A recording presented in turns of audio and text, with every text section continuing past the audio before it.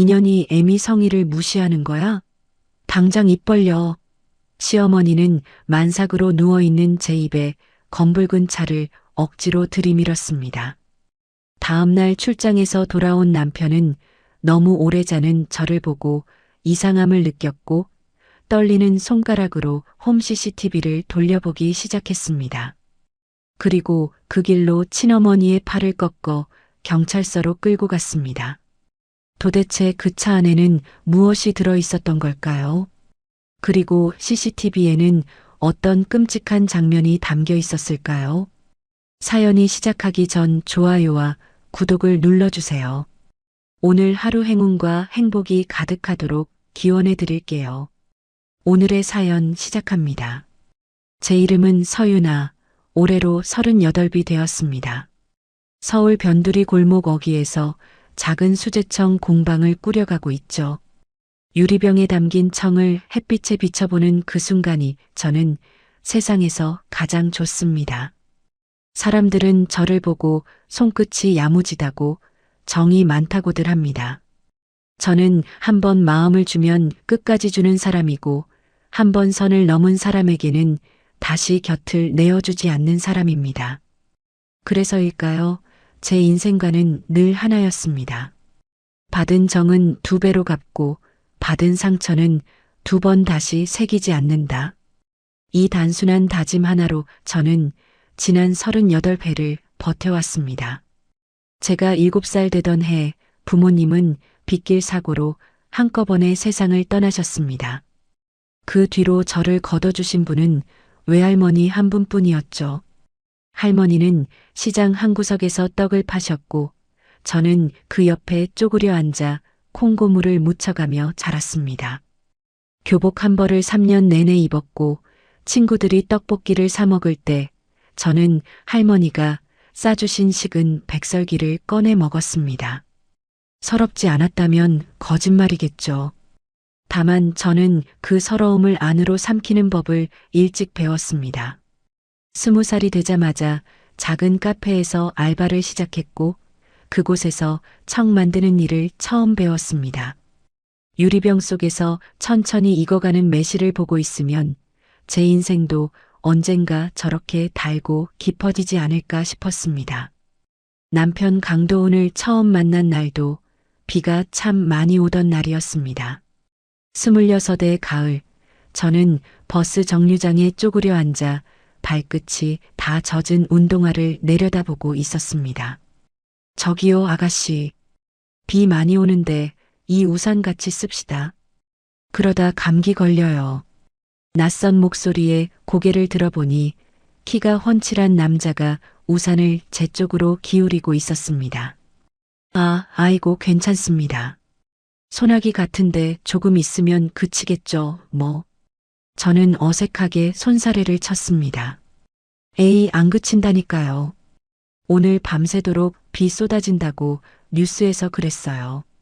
자, 얼른 이 우산 받아요. 강도훈이 빙긋 웃으며 우산을 아예 제 손에 쥐어주었습니다. 어머나, 그럼 그쪽은 어쩌시려고요? 비 다 맞으시게요? 제가 당황해서 물었습니다. 아하, 저는 튼튼한 남자잖습니까? 냅다 뛰면 금방 갑니다. 아가씨 조심해서 들어가요. 강도훈은 그 말만 남기고 빗속으로 정말 뛰어갔습니다. 점퍼가 다 젖은 채로 골목 모퉁이를 도는 그 뒷모습이 이상하게도 오랫동안 제 눈에 남았습니다. 그리고 보름쯤 지났을까요? 제가 알바하던 카페 문이 딸랑 하고 열렸을 때 그 사람이 들어왔습니다. 우산 아가씨, 여기서 일하고 있었어요? 와, 진짜 반갑네. 강도훈이 저를 알아보고는 환하게 웃었습니다. 어머, 그 우산 주인이시네. 우산 아직 저희 집에 잘 놔뒀는데 내일 가져올 테니까 들르실래요? 저는 얼굴이 화끈해져 행주를 만지작거렸습니다. 아닙니다. 돌려주지 마요. 아가씨 그냥 가져요. 그래야 우산 핑계로 내가 여기 매일 출근 도장 찍죠. 안 그래요? 강도우는 그날부터 매일같이 카페를 찾아왔습니다. 아메리카노 한 잔을 시켜놓고 2시간씩 앉아 있다가 마감할 때쯤이면 슬쩍 일어나 인사하고 갔죠. 유나 씨, 나 유나 씨 진짜로 좋아합니다. 하루라도 안 보면 눈에 아른거려서 죽겠어요. 나랑 정식으로 만나봅시다. 한 달쯤 지난 어느 날 밤 강도훈이 카페 앞에서 제 손목을 잡으며 말했습니다. 도훈 씨 저 좋아하지 마세요.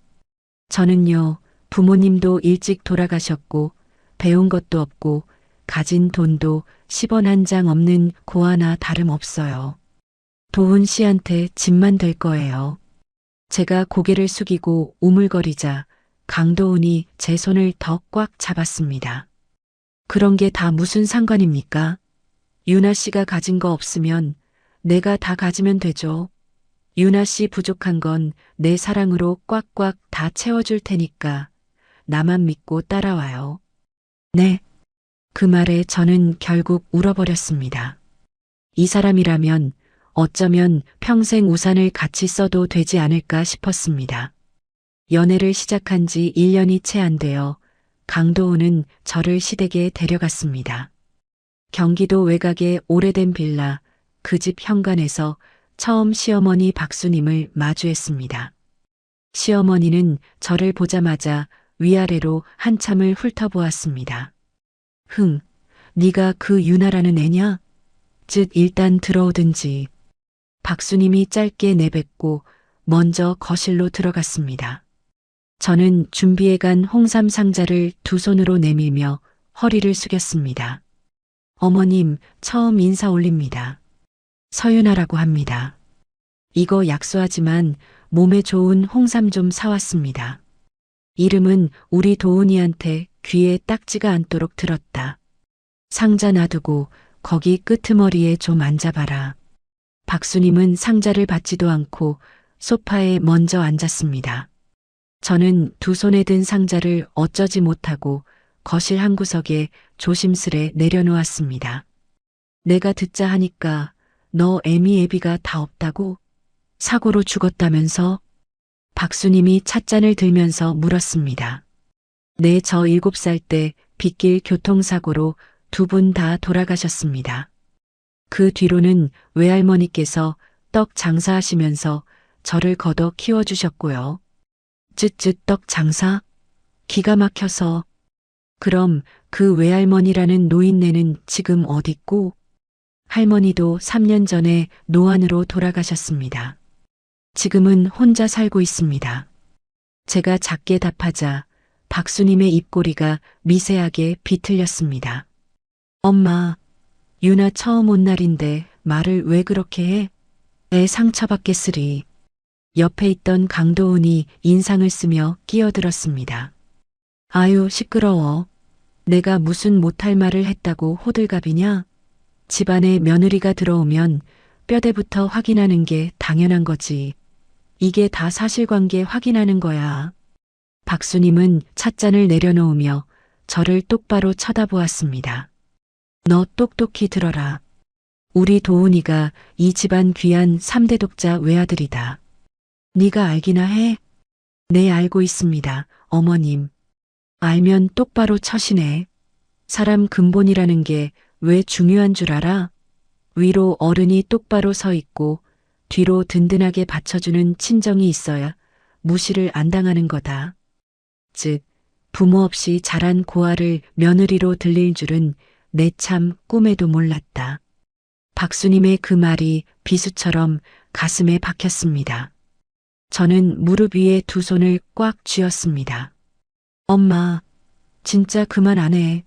내가 유나한테 어떻게 구애해서 데려온 건데 엄마가 다 망칠 일 있어. 강도훈이 자리에서 벌떡 일어나 제 손을 잡아 끌었습니다. 유나야, 일어나. 더 들을 거 없어. 우리 그냥 가자. 강도훈은 그 길로 저를 데리고 시댁을 나왔습니다. 빌라 계단을 내려오면서 저는 끝내 한마디도 하지 못했습니다. 다만 박수님이 저를 바라보던 그 싸늘한 눈빛만은 10년이 흐른 지금까지도 또렷이 기억합니다. 결혼식 날에도 박수님은 끝내 웃지 않았습니다.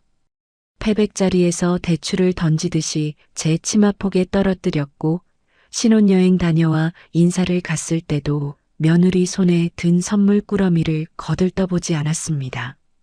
그래도 저는 괜찮았습니다. 강도훈이 제 손을 놓지 않았으니까요. 신혼집은 작은 빌라 전셋집이었습니다. 강도훈은 퇴근하면 늘 제 앞치마부터 풀어주는 사람이었습니다. 아이고, 우리 마누라. 오늘 공방에서 종일 서서 일하느라 혼났지? 어깨 뭉친 거 좀 봐. 돌덩이네 돌덩이야. 이리 와. 내가 팍팍 주물러 줄게. 강도훈이 제 어깨를 주물러주며 말했습니다. 아유, 괜찮아. 시원하네. 오늘 무거운 매실청 항아리 몇 개 옮긴 거 빼고는 크게 힘든 일 없었어. 아니, 그 쇳덩이같이 무거운 걸 왜 당신 혼자 낑낑대고 들어. 놔뒀다가 나 퇴근하면 부르지. 사람 속상하게 진짜. 호호, 당신 한참 회사에서 일할 시간인데 어떻게 불러. 나 힘세잖아. 그 정도는 거뜬해. 걱정 마. 저는 강도훈의 손등을 토닥였습니다. 이런 사람이 제 옆에 있다는 게 매일같이 꿈만 같았습니다. 그러나 행복이라는 건 늘 어딘가에 빚을 진 사람처럼 조심스러운 법인가 봅니다. 결혼 7년째 되던 해겨울, 저는 만삭의 몸으로 지독한 감기 몸살을 앓았습니다. 열이 38도를 넘나들었고 기침을 할 때마다 뱃속의 아이가 놀랄까봐 입을 틀어막아야 했습니다. 여보, 나 안 되겠다. 당신 이렇게 불덩이인데 어떻게 내가 발길이 떨어져. 나 오늘 지방 출장 그냥 못 간다고 할게. 당신 옆에서 간호해야겠어. 출근 준비를 하던 강도훈이 넥타이를 풀며 말했습니다. 안 돼, 그러지 마. 부장님이 이번 계약 중요하다고 당신이 직접 가야 한다고 신신당부했다며. 나 때문에 회사에서 밉보이면 어떡해. 어서 가. 그래도 당신 숨 넘어갈 듯이 기침하는데 내가 미치겠네 진짜. 하루만 갔다 오면 되잖아. 나 약 먹고 이불 뒤집어 쓰고 푹 자면 내일이면 싹 다 나아 있을 거야. 얼른 기차 시간 늦기 전에 빨리 가. 응? 저는 이불 속에서 손을 빼 강도훈의 손을 잡았습니다. 알았어. 대신 내 전화 무조건 꼭 받아야 해. 나 1시간에 한 번씩 전화해서 목소리 확인할 거야. 알았지? 무슨 일 있으면 바로 119 누르고. 강도훈은 몇 번을 돌아보며 현관을 나섰습니다. 저는 약을 챙겨 먹고 다시 이불 속으로 파고들었습니다. 얼마나 잤을까요? 띠리릭 도어록 누르는 소리가 들렸습니다. 저는 비몽사몽한 채로 눈을 떴습니다. 여보, 출장 취소됐어? 벌써 온 거야? 잠긴 목소리로 제가 물었습니다. 앱이 아니다. 나다. 거실로 들어선 사람은 강도훈이 아니라 박수님이었습니다. 연락도 없이 비밀번호도 모를 텐데 박수님이 보온병 하나를 들고 안방까지 들어왔습니다. 어머님? 저희 집 비밀번호는 어떻게 아시고 연락도 없이 어쩐 일이세요? 저는 무거운 몸을 일으켜 앉으려고 애썼습니다. 아이고, 일어나지 마라. 배도 남산만 한 만삭 임산부가 펄펄 끓으면서 어딜 일어나? 그냥 가만히 누워있어. 박수님은 처음 보는 다정한 얼굴로 제 어깨를 눌렀습니다. 유나야, 내가 그동안 며느리인 너한테 너무 모질게 굴었지? 내가 며칠을 밤잠을 설쳤다. 내 뱃속에 우리 귀한 손주가 들었다는 소리 듣고 나니까 내가 왜 그랬나 정신이 아주 번쩍 들더라. 미안하다. 박수님이 보온병 뚜껑을 돌려 열었습니다. 검붉은 액체에서 짙은 한약 냄새가 풍겨 나왔습니다. 자, 이거 용한 한약방에서 비싼 돈 주고 직접 다려온 거다. 임산부 기력 회복하는데 이거만 한 게 없고 독한 감기 몸살도 뚝 떨어진다고 하더라. 얼른 마셔라. 어머님, 저 아까 도훈이 나가기 전에 감기약 먹어서 괜찮아요. 마음만 감사히 받을게요. 아유, 임산부가 그 독한 양약을 먹으면 애한테 얼마나 안 좋은데. 이 애미가 새벽부터 정성으로 다려온 거다. 내 정성 봐서라도 딱 한 잔만 마시고 푹 자라.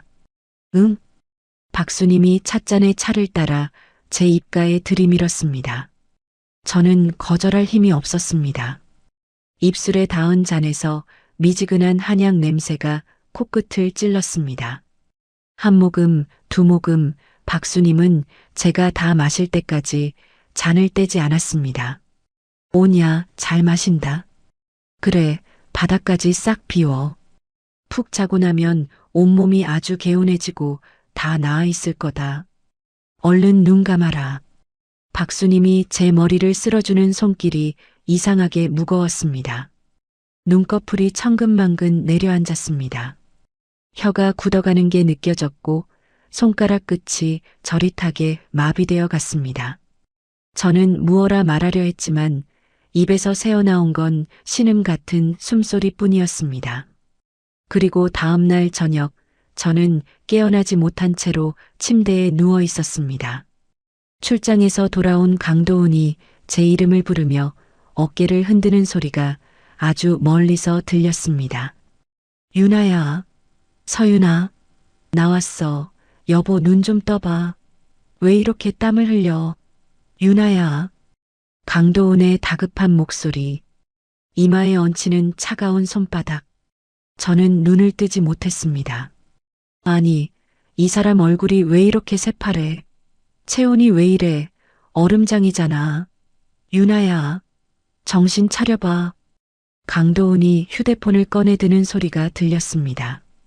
홈 카메라 앱을 켜고 화면을 거실에서 안방으로 돌리는 소리.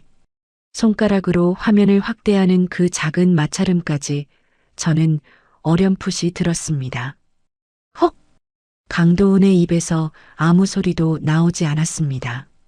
대신 침대 옆에 선 그 사람의 숨소리가 한 마리 짐승처럼 거칠어지기 시작했습니다.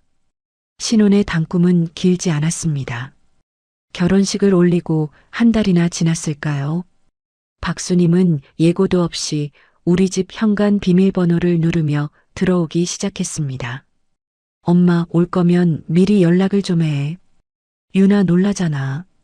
강도훈이 출근 준비를 하다 말고 인상을 찌푸렸습니다. 내 아들 집에 내가 오는데 무슨 연락이 필요해.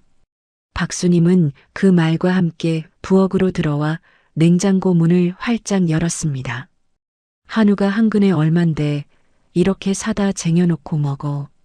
도훈이 너 회사에서 돈 잘 번다고 흥청망청하면 안 된다. 어머님, 그거 제가 명절에 거래처에서 받은 거예요. 저는 앞치마에 손을 닦으며 조심스레 끼어들었습니다. 받은 거면 어른한테 좀 보내야지. 며느리가 다 처먹을 생각만 하고. 박수님이 냉장고 문을 쾅 닫았습니다. 저는 입술을 깨물고 고개를 숙였습니다. 엄마 말이 너무 심하잖아. 강도훈이 박수님의 팔을 잡았습니다. 내가 뭐 틀린 말 했니? 시어미가 며느리한테 이 정도도 못하면 어떡해. 박수님은 신발을 신으면서도 한참을 더 쏘아붙이고 갔습니다. 현관문이 닫히자 강도훈이 한숨을 푹 내쉬며 제게 다가왔습니다. 유나야, 미안해. 내가 엄마 단속할게. 괜찮아. 어머님이 아직 나한테 정이 안 들어서 그러시는 거지. 저는 애써 웃어 보였습니다. 당신 그 착한 거 가끔은 좀 미워. 강도훈이 제 머리를 쓰다듬으며 말했습니다. 그날부터 저는 박수님 몰래 매달 봉투를 챙기기 시작했습니다. 공방에서 번 돈에서 50만 원씩을 빼서 작은 봉투에 담아 박수님을 찾아갔습니다. 어머님, 적지만 받아주세요. 용돈이라고 하기에는 모자라지만요. 저는 두 손으로 봉투를 내밀었습니다. 이게 뭐냐? 박수님이 봉투를 잡아채듯 받아 안을 들여다보았습니다. 50이 뭐냐? 100 정도는 챙겨야 시어미한테 면이 서지.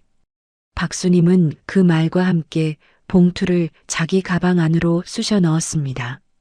내 다음 달엔 더 챙겨볼게요. 도훈이한텐 말하지 마라. 지 마누라가 시어미 챙긴다고 알면 좋아할 줄 아니. 남자들은 그런 거 싫어해. 박수님은 그 말을 마치 비밀처럼 속삭였습니다. 저는 그저 고개를 끄덕였습니다. 문제는 그 봉투가 한 번으로 끝나지 않았다는 것이었습니다. 박수님은 어느 순간부터 봉투를 당연하게 여겼고 모자라다 싶으면 직접 공방으로 전화를 걸어왔습니다. 유나야, 어미가 좀 급해서 그러는데 이번 달은 200만 좀 보내라. 어느 날 오후 매실청을 병에 담고 있던 제 손이 멈췄습니다. 어머님, 이번 달은 재료비가 많이 나가서요. 사장님 월급도 줘야 하고요. 공방이 너 혼자 차린 거야. 직원 한 명 있는 거 그 정도 못 빼. 어머님, 내가 너한테 손 벌리는 게 그렇게 아깝니까? 며느리 들인 게 다 헛것이었구나. 박수님이 전화기 너머에서 울먹였습니다. 저는 결국 그날도 통장에서 200을 빼서 보냈습니다. 박수님의 험담은 친척들 사이에서 먼저 흘러나왔습니다. 명절에 큰댁에 갔던 날 큰어머니가 부엌에서 제 손목을 잡아 끌었습니다. 유나야, 너 시어머니가 너 욕하고 다니는 거 아니? 네. 고아 출신이라서 친정이 없으니 이 집 재산만 노린다고 동네방네 떠들고 다닌단다. 내 입으로 말하기 부끄럽다. 큰어머니가 혀를 끌끌 찼습니다. 저는 들고 있던 접시를 놓을 뻔했습니다. 형님, 그게 정말이에요. 내가 거짓말을 하겠니? 지난주에 개모임에서 그 소리를 듣고 내가 다 부끄러워서 저는 그날 집에 돌아와 화장실에서 한참을 울었습니다. 강도훈에게는 차마 말할 수 없었습니다. 이미 시어머니와 아들 사이가 살얼음판인데 제가 또 한마디 보태면 그 얼음이 와장창 깨질 것 같았습니다. 그러나 끝내 강도훈은 알게 되었습니다. 회사 동료의 부인이 박수님과 같은 개모임에 있었던 것입니다. 엄마 지금 어디야? 어느 토요일 아침 강도훈이 휴대폰을 들고 부엌으로 들어왔습니다. 얼굴이 시뻘개져 있었습니다. 여보, 무슨 일이야? 엄마가 유나 너 욕하고 다닌다는 거 진작 알았는데 내가 참고 있었어. 근데 이번엔 못 참아. 강도훈이 전화기에 대고 외쳤습니다. 엄마, 유나 욕하고 다니지 마. 한 번만 더 그러면 진짜 연 끊을 거야. 이 자식이 누구한테 큰 소리야. 내가 내 어미야. 전화기 너머에서 박수님의 고함이 새어나왔습니다. 어미면 어미답게 해. 며느리가 시어미한테 매달 돈 보내는 거 알아. 내가 모를 줄 알았어. 강도훈의 말에 저는 화들짝 놀라 그 사람의 팔을 잡았습니다. 여보, 그만해. 유나 너는 가만히 있어. 강도훈이 제 손을 부드럽게 떼어냈습니다. 엄마, 유나한테 돈 받은 거 다 토해내. 안 그러면 나도 가만 안 있어. 이 자식이 마누라한테 홀려서 어미를 잡네. 두고 보자. 박수님은 그 말을 마지막으로 전화를 끊었습니다. 저는 강도훈 앞에 무릎을 꿇듯 주저앉았습니다. 여보, 어머님하고 그렇게 싸우지 마. 나 때문에 모자 사이 틀어지면 나 어떡해. 유나야, 잘 들어. 강도훈이 제 앞에 마주 앉으며 두 손을 잡았습니다. 내 엄마라고 다 옳은 건 아니야. 잘못한 건 잘못한 거야. 당신이 자꾸 참으면 엄마는 더해. 그래도 어머님이잖아. 한 분뿐인 어머님. 그 한 분뿐인 어머님이 내 한 사람뿐인 아내를 괴롭히는 게 더 큰 문제야. 강도훈의 그 말에 저는 결국 또 울고 말았습니다. 이 사람의 다정함이 고마우면서도 시어머니를 끝내 품지 못한 제 모자람이 죄스러웠습니다. 그런 일이 있고 얼마 지나지 않아 박수님 주변에 이상한 사람들이 보이기 시작했습니다. 공방에 잠깐 들렀던 날, 박수님은 누군가와 통화를 하면서 목소리를 한껏 낮췄습니다.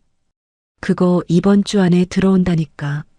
내가 며느리 공방명에 정리되면 바로 송금한다고 했잖아. 박수님이 가게 뒤편 골목에서 속삭이는 그 말을 저는 우연히 듣고 말았습니다. 저는 진열대 뒤로 몸을 숨긴 채 숨을 죽였습니다. 전화를 끊은 박수님이 가게 안으로 들어왔습니다. 유나야. 네, 어머님. 공방명의 말이다. 그거 도훈이 이름으로 돌리는 게 어떻겠니? 남자 이름으로 돼 있어야 거래처에서도 무시 안 한다. 박수님이 진열대를 손가락으로 톡톡 두드리며 말했습니다. 어머님, 이 공방은 제가 결혼 전부터 차린 건데요. 결혼했으면 다 부부거지. 내 거가 어딨어. 도훈이 이름으로 돌려놓으면 내가 며느리 든든하게 챙겨줄게. 생각해 볼게요, 어머님. 저는 그 자리를 모면하려고 짧게 답했습니다. 박수님이 가고 난 뒤 저는 진열대 앞에 그대로 주저앉았습니다. 그날 밤 저는 강도훈에게 공방명의 이야기를 꺼냈습니다. 여보, 어머님이 공방을 당신 이름으로 돌리라셔. 뭐? 그게 무슨 소리야? 강도훈이 숟가락을 내려놓았습니다. 남자 이름으로 돼 있어야 거래처에서 무시 안 한다고. 미친 소리야. 그건 절대 안 돼. 강도훈이 자리에서 벌떡 일어났습니다. 여보, 진정해. 유나야, 잘 들어. 그 공방은 당신 거야.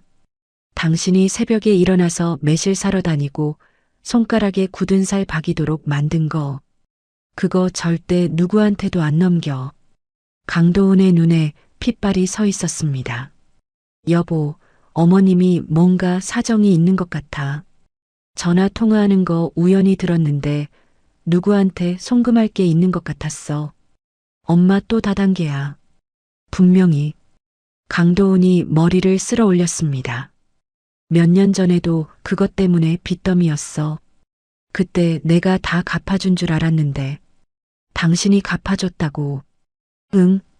그때 당신 만나기 전이라 말 못했어. 미안해. 저는 의자에 그대로 주저앉았습니다.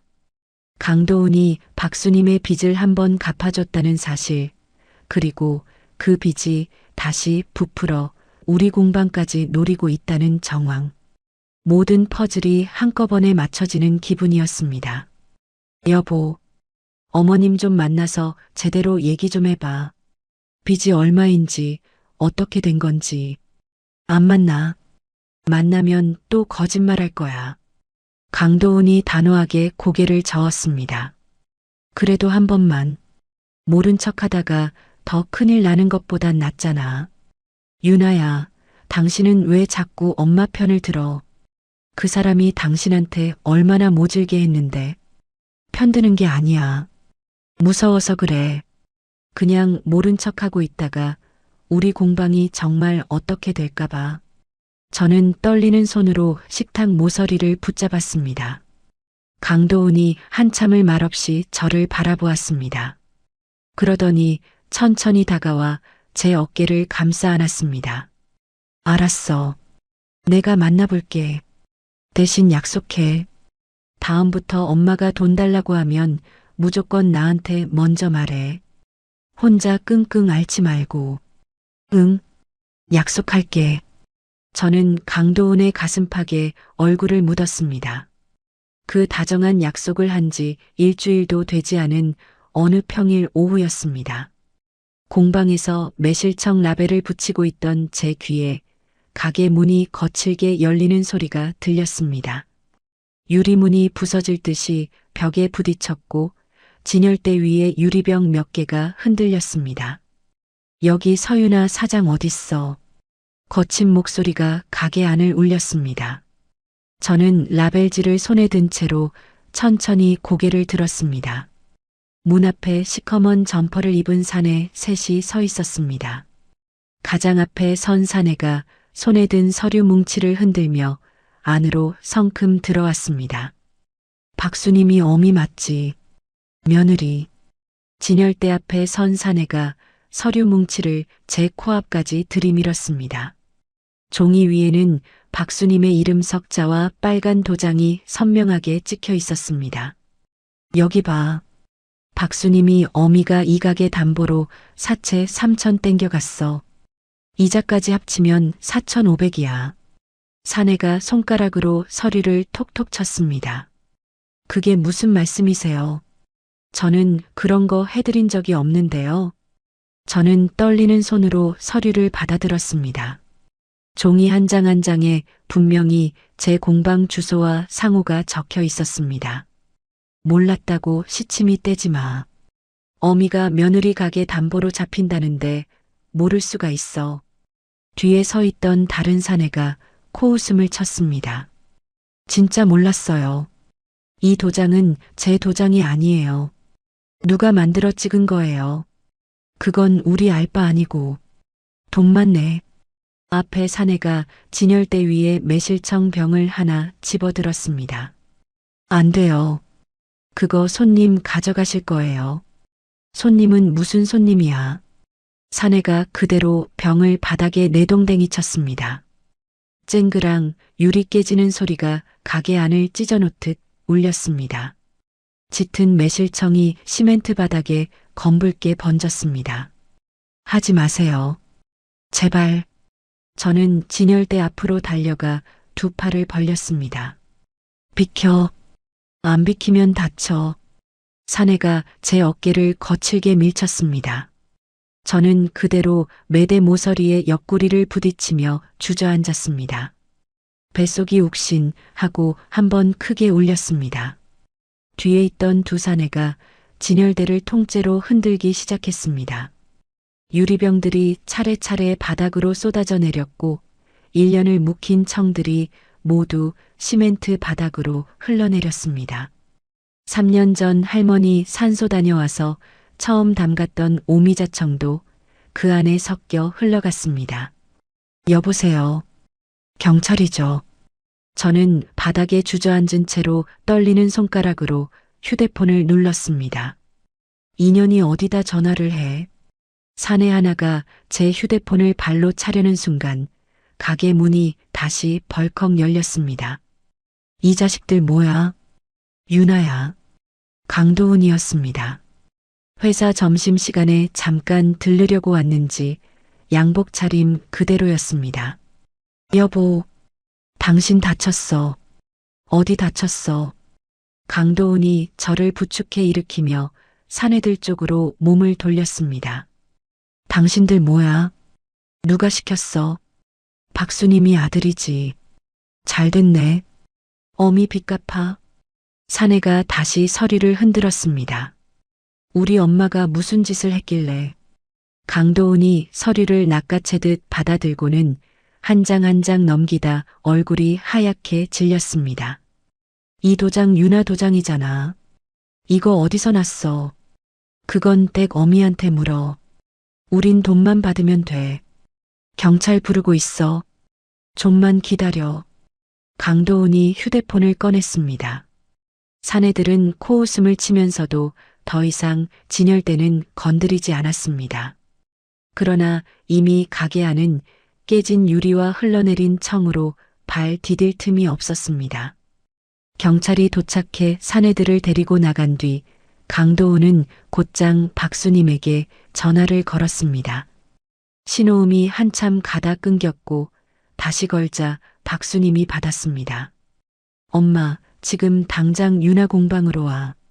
내가 거길 왜 가? 박수님의 목소리가 새어나왔습니다. 엄마, 사채업자들이 유나 가게 부수고 갔어. 엄마 이름으로 유나 도장 위조해서 4,500 빌렸다는데 그게 사실이야. 도훈아, 그게 말이다. 5분 안에 안 오면 내가 직접 갈 거야. 그땐 경찰차랑 같이 갈 테니까. 강도훈은 그 말과 함께 전화를 끊었습니다. 박수님은 30분 뒤에 가게로 들어왔습니다.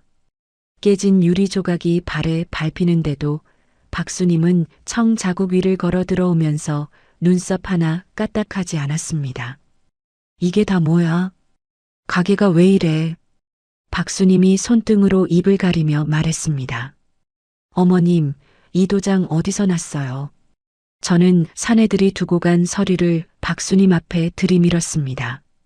내가 어떻게 알아? 시어미한테 그게 무슨 말투야? 엄마, 솔직히 말해. 어디서 도장 만들었어? 강도훈이 박수님의 어깨를 붙잡았습니다. 나라, 내가 한 게 아니래도 누가 내 이름 사칭해서 그런 거 아니냐? 박수님이 어깨를 비틀어 강도훈의 손을 떼어냈습니다. 엄마, 진짜 끝까지 이럴 거야. 내가 뭘 잘못했는데. 다 며느리가 잘 되라고 한 일이지. 가게가 좀 커야 너희도 살 거 아니야. 박수님이 도리어 큰 소리를 쳤습니다. 어머님, 저는 깨진 유리 조각이 박힌 손바닥을 그대로 둔 채 박수님을 올려다봤습니다. 이 가게요. 제가 새벽 4시에 일어나서 매실 사러 다니던 가게예요. 어머님 손주가 들어설 가게이기도 하고요. 손주. 박수님의 눈썹이 꿈틀했습니다. 네. 저 임신 7주예요. 오늘 아침에 알았어요. 그래서 어머님께 점심때 전화드리려고 했어요. 저는 떨리는 목소리로 말했습니다. 박수님이 한 박자 침묵하더니 입을 열었습니다. 임신했으면 가게는 어차피 못할 거 아니냐. 차라리 이참에 정리하고 도훈이 이름으로 새로 차려라. 빚도 그쪽으로 넘기면 깨끗하잖아. 박수님의 그 말에 강도훈이 가게 한가운데에서 처음으로 욕설을 내뱉었습니다. 엄마 진짜 사람이야. 도훈아. 엄마, 오늘부로 엄마 안 봐. 호적 정리할 거니까 그렇게 알아. 강도훈이 박수님의 팔을 잡아 가게 밖으로 끌어냈습니다. 박수님은 끌려나가면서도 끝까지 한마디를 더했습니다. 고한연이 시어미 잡아먹는 꼴 좀 봐라. 동네 사람들. 저는 그 소리를 들으며 깨진 유리 위에 그대로 무릎을 꿇었습니다. 무릎 아래에서 따끔한 통증이 올라왔고 곧 미지근한 액체가 허벅지를 타고 흘렀습니다. 유리에 베인 줄로만 알았던 그 액체는 색이 너무 붉었습니다. 여보, 여보. 저는 강도훈의 등 뒤를 향해 손을 뻗으며 작은 소리로 불렀습니다. 강도훈이 돌아본 순간 저는 그대로 옆으로 쓰러졌습니다. 다음 기억은 응급실 천장의 형광등 불빛이었습니다. 귓가에 강도훈의 목소리가 멀리서 들렸습니다. 의사 선생님, 우리 유나 괜찮아요. 아기는요? 산모분이 출혈이 좀 있었습니다. 다행히 태아 심장은 잘 뛰고 있어요. 절대 안정 취하셔야 합니다. 한 발짝도 움직이시면 안 돼요. 의사의 목소리가 끊겼다 이어졌습니다. 여보. 제가 작게 부르자 강도훈이 침대 옆으로 달려와 무릎을 꿇었습니다. 유나야. 정신 들어. 응. 아기는 있어. 잘 있어. 심장 잘 뛴대. 강도훈의 두 눈에서 굵은 눈물이 떨어졌습니다. 그 눈물이 제 손등에 뚝뚝 떨어졌습니다. 가게는 어떻게 됐어? 가게 생각 지금 하지 마. 내가 다 정리해. 여보. 어머님은? 유나야. 엄마 얘기 지금 하지 마. 부탁이야. 강도훈이 제 손을 자기 이마에 갖다 댔습니다. 저는 천장을 올려다보며 천천히 눈을 깜빡였습니다. 배 위에 손을 얹어 보았습니다. 아주 작은 콩알만한 생명이 그 안에서 숨쉬고 있을 거라는 생각에 눈물이 또 한 줄기 흘렀습니다. 병실에 입원한 다음 날 오후였습니다. 복도에서 익숙한 발걸음 소리가 들리더니 박수님이 손에 비닐봉지를 들고 들어왔습니다. 어머님, 몸은 좀 어떠냐? 박수님이 침대 발치에 서서 어색하게 물었습니다. 네. 의사 선생님이 절대 안정하라고. 그래. 그건 그렇고 유나야. 박수님이 비닐봉지를 침대 옆 협탁에 올려놓더니 본론으로 들어갔습니다. 공방 말이다. 어차피 너 한동안 출근도 못할 거 아니냐? 그거 처분하면 얼마쯤 나오니? 권리금이랑 보증금 합치면 한 1억은 되지.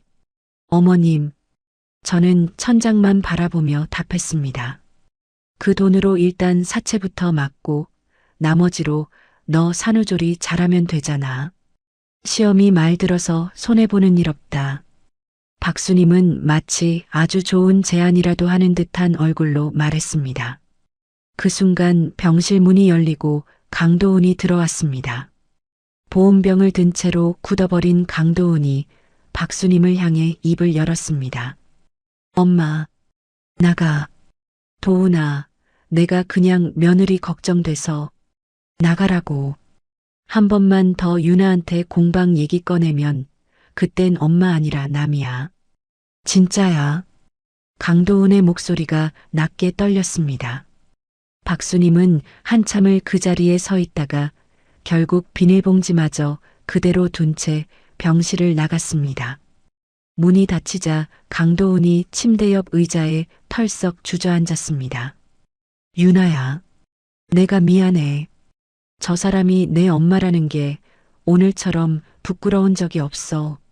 여보, 당신 잘못 아니야. 오늘 가게 가서 청소했어. 직원분이 도와줬어. 깨진 거 다 치우고 진열대도 새로 주문했어. 보험사도 다녀왔고. 강도훈이 손등으로 눈가를 훔쳤습니다. 고마워. 정말 고마워. 근데 유나야, 나 한 가지만 약속받을게. 응? 이제 엄마한테 절대 잘해주려고 하지 마.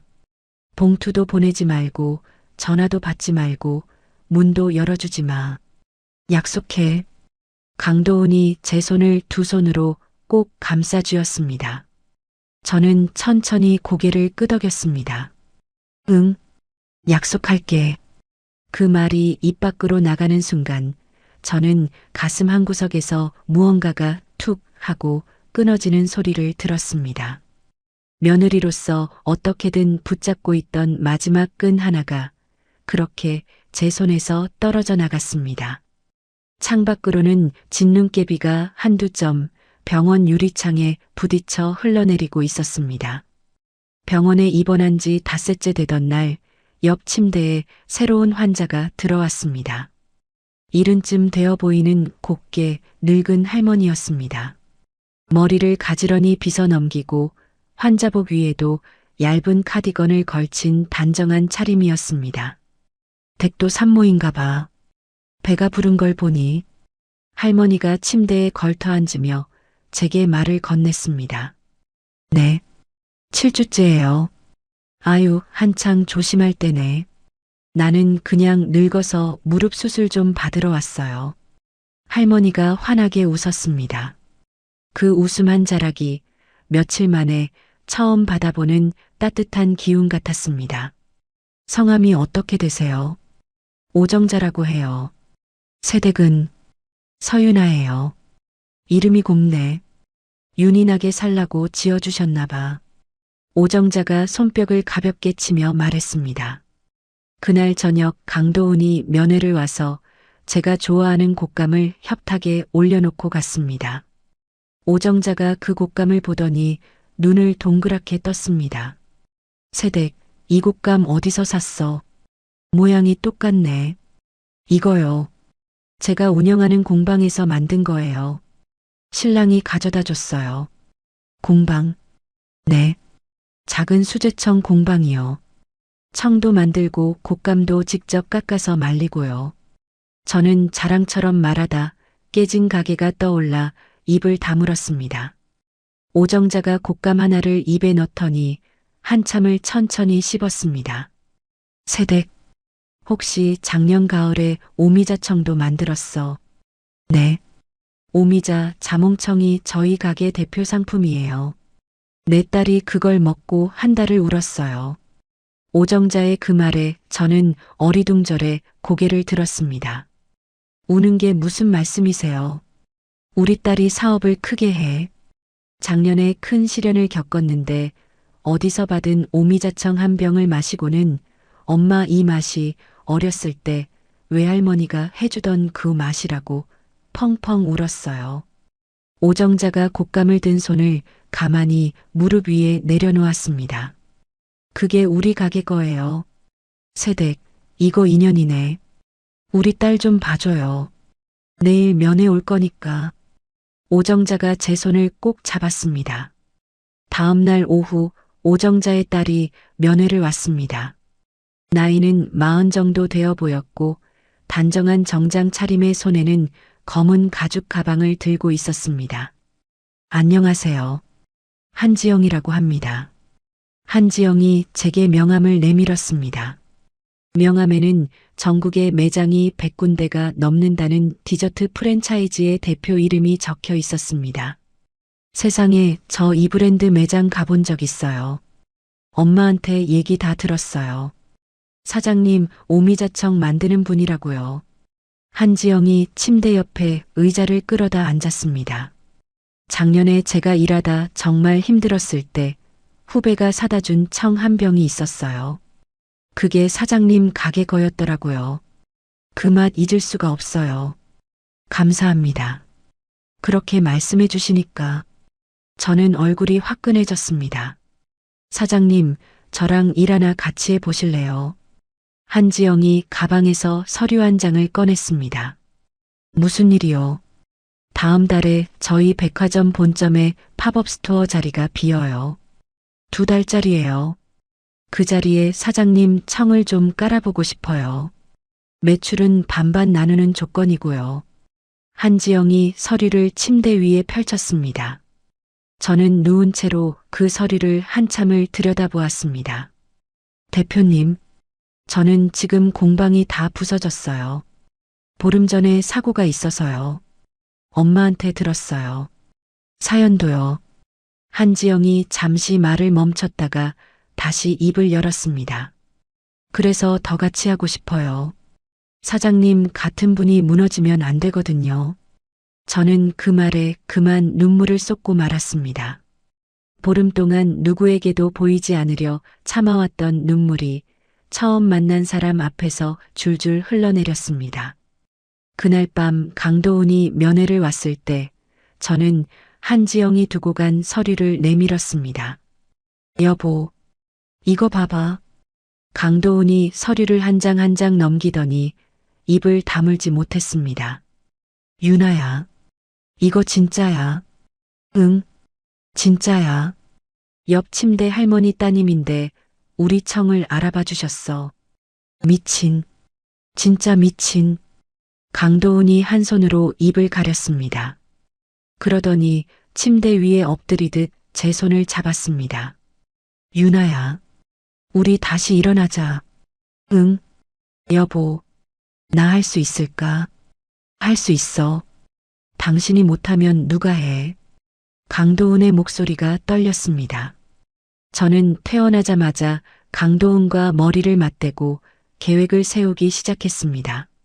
가장 먼저 한 일은 집과 공방 전체에 새 카메라를 다는 일이었습니다.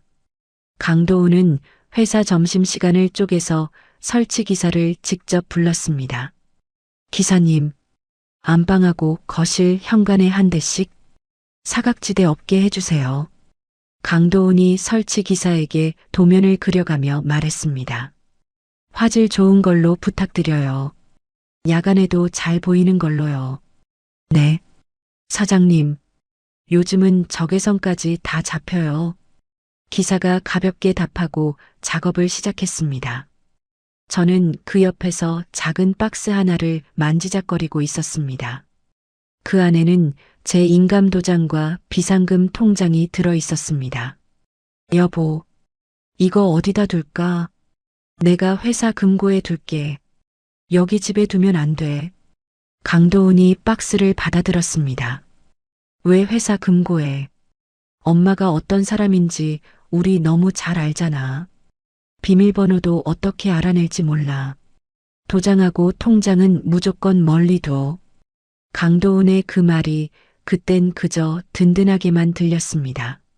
나중에 가서야 그 말이 우리 가족을 한 번 더 살린 한마디라는 걸 알게 되었습니다. 저는 그날 저녁 박수님의 번호를 휴대폰에서 지웠습니다.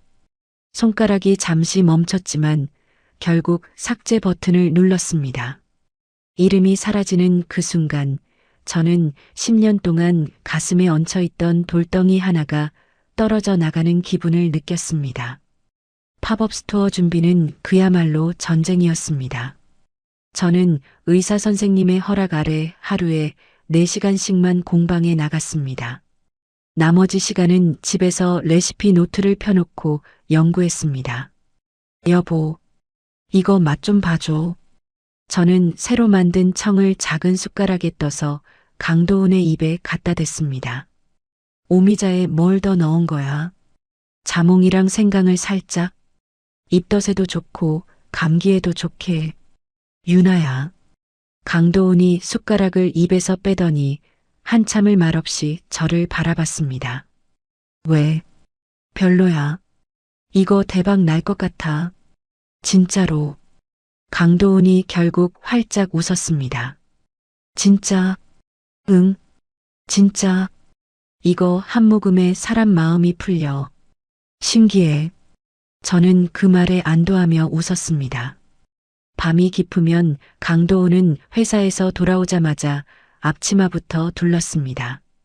거실 한 구석에 큰 냄비를 올려놓고 매실 꼭지를 따고 생강을 얇게 점이고 자몽 껍질을 깠습니다. 여보, 손가락 시린데 그만하고 들어와서 자. 내가 이거 다 끝내놓고 잘게. 당신은 먼저 자. 강도은이 고개도 들지 않고 답했습니다. 여보, 응, 나 진짜 당신 아니면 어떻게 살았을까? 저는 식탁 의자에 앉아 강도은의 등을 바라봤습니다. 그런 소리 하지 마. 당신이 나 만나서 더 고생했지. 강도은이 비로소 고개를 돌리며 옅게 웃었습니다. 어느 밤 저는 잠결에 배 위에 작은 두근거림을 느꼈습니다. 처음에는 위경련인 줄 알았습니다. 그러나 그 두근거림은 박자가 너무 일정했습니다. 여보, 여보 일어나봐. 저는 옆에서 자고 있던 강도은을 흔들었습니다. 왜? 어디 아파? 아니야. 이리 와봐. 손 줘봐. 저는 강도은의 손을 제 배 위에 가져다 댔습니다. 한참을 가만히 있던 강도은의 눈이 점점 동그래졌습니다. 유나야, 이거 애기야. 응, 우리 애기 발길질하는 거야. 저는 강도은의 손을 더 꽉 눌렀습니다.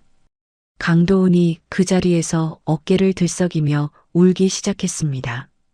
38 다 큰 남자가 침대 위에서 두 손으로 얼굴을 가리고 어린아이처럼 흐느꼈습니다. 여보, 왜 울어? 유나야, 미안해. 그동안 우리 가족이 너한테 너무 못해줬어. 정말 미안해. 여보, 그게 왜 당신 잘못이야? 저는 강도은의 등을 가만히 쓸어내렸습니다. 내가 평생 갚을게. 우리 셋이 행복하게 살자. 다시는 누구한테도 우리 가족 안 뺏겨. 강도은이 제 무릎에 얼굴을 묻은 채로 말했습니다. 그날 밤 저는 거실 창가에 서서 한참을 밖을 내다봤습니다. 가로등 불빛 아래에 눈송이가 한두 점씩 떨어지고 있었습니다.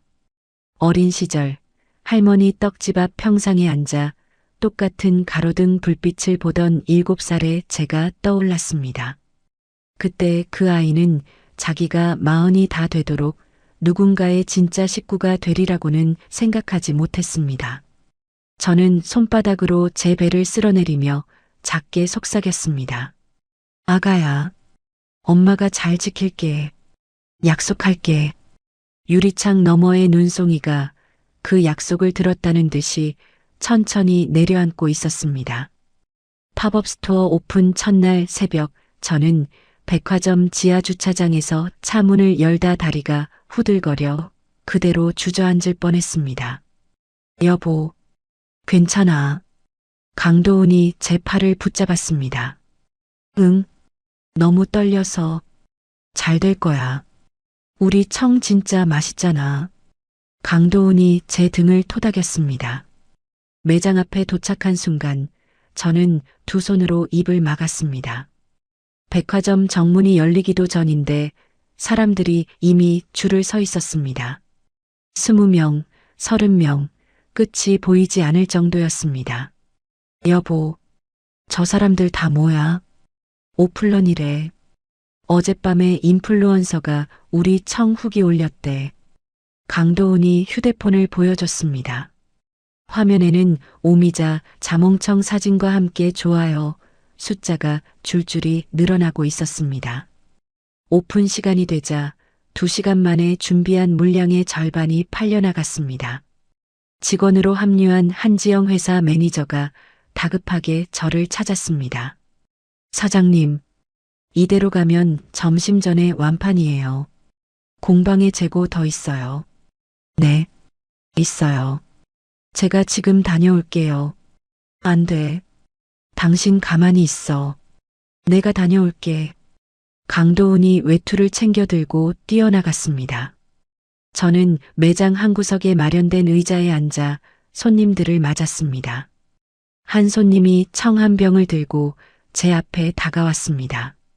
사장님, 저 이거 작년에 친구한테 선물 받고 한 달을 못 잊었어요.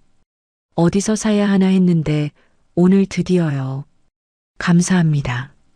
정말로요. 제 눈에 또 눈물이 핑 돌았습니다. 그날 하루 매출이 작년 한 달 매출을 넘어섰습니다. 저는 마감 후 매장 바닥에 앉아 장부를 펴들고는 한참을 들여다봤습니다. 숫자가 자꾸 흐려져서 똑바로 읽히지가 않았습니다.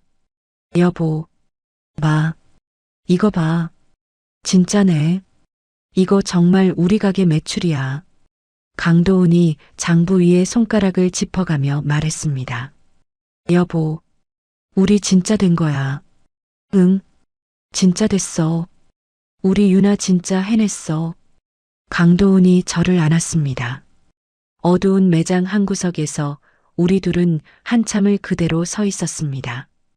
2달의 팝업이 끝날 무렵 한지영이 새로운 서류 한 장을 들고 매장에 들렀습니다. 사장님, 정식 입점 계약서예요. 본점 10분간에 자리 잡으시면 돼요. 한지영이 서류를 내밀며 환하게 웃었습니다. 대표님, 저 그동안 사장님 지켜봤어요.